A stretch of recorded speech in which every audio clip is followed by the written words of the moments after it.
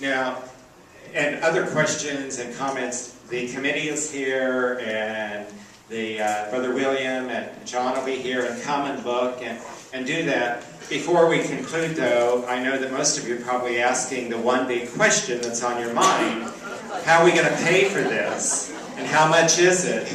And John, you have a little bit about that, don't you? We've estimated in all the things that we've done, there's kind of a low price and a high price depending on the range, because we haven't bid anything right now, so we're going to range. We estimate that this is probably between $1.5 million and $2 million. With a big part of that, almost $500,000 of that being dealing with the lighting, the dimming system, the wiring for the lighting. It's a big chunk of that. About $100,000 for the sound system, and then everything else begins to get a little bit below that. The other big thing is maybe we've estimated between $75,000 and $100,000 to do kind of the masonry stone on the walls. But in the long term, the painting and all that will really reap big rewards for that. So other than the lighting and the sound, there's not a lot of mechanical things wrong. Sprinkler, so we're not having to do a lot of that. So we've estimated in the range of $1.5 million to $2 million is probably going to be, I think, the target for whatever fundraising or giving campaign there needs to become. Tony. I'd like to know, assuming the project is going expected out at, how long does it take to complete? And what are the considerations for use of the facility for ongoing religious service? Okay. Those are all kinds of questions that have not been figured out yet. Okay? First we have to figure out, we want to present the concept, and then we need to talk about the funding and how quickly that happens or doesn't happen, and then of course, yes, I mean, the brides, I need to tell the brides next summer that maybe if it's the money comes in this fall, then maybe next summer we'll celebrate a few of the weddings at places outside of Nativity, but we can't do any of that until we look at the funding. And first of all, I'm going to invite any of you who'd like to make donations to help cover the costs for the renewal.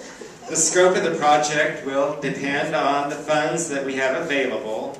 A few gifts have already come in, and we have started a church interior renewal fund, and so any gifts will be deposited in the renewal fund. I hope that individual parishioners will come forward during these summer months and let me know what you might be interested in helping to fund, and then we can begin to define the scope of the project and create the plan for raising the rest of the money. It would not be until the fall of this year that we would begin making decisions about some of those specifics and possibly have the architects to begin our drawings. So anyway, I'm very pleased that you were here this afternoon to be the first to hear and see and come and ask questions and come and look. Thank you.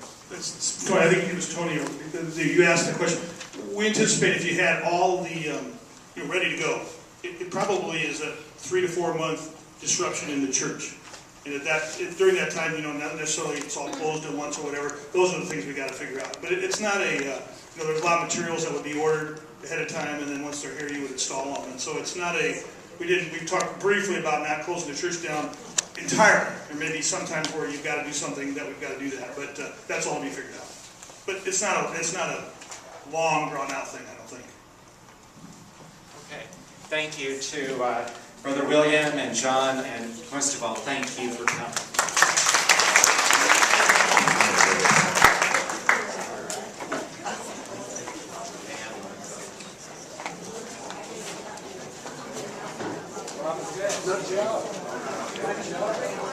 This is the tile that's already in there. That's the floor that's in there now. This is an example of Venetian plaster. It's like the sanctuary, and it was developed in Venice. That's why it's called Venetian plaster. It has marble dust mixed up in it. It looks like stone. And then this finish right here is the kind of thing that can be put over the drywall to actually make it look like it's masonry rather This is than... what would be up to 3 feet. No, that would be probably, I think it's these 3 colors is what's on the outside of the building. So that's what the wainscot would look like. Oh, it would be that rough. Rough cut stone. And then above it would be the smooth trout finish. And then above that, the angels. And this would be reserved for the sanctuary. Yes. Like this. Excuse me, brother. And these neat tile right here, these are glazed. This is real arts and crafts.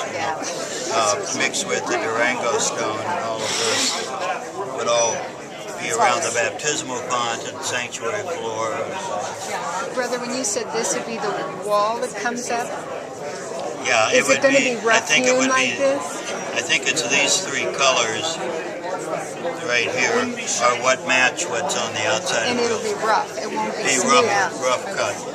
That would be pretty. That really discourages people from doing stuff. And this kind of a finish would be above that, and then above that would be all the angels.